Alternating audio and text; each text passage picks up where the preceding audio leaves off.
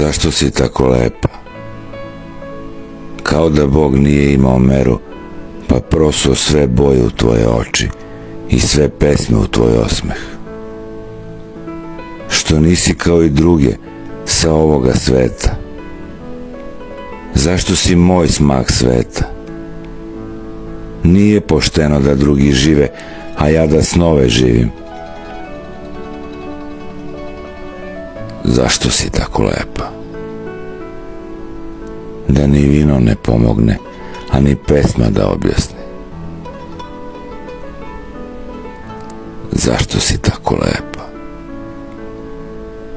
Da i đavo i Bog imaju anđela svog.